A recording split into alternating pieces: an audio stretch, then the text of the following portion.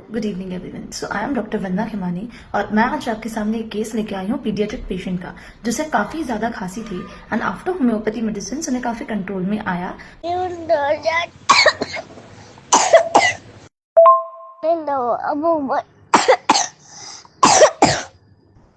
So there is a voice note present जिसमें वो बोल रहे हैं कि उन्हें काफी खांसी है।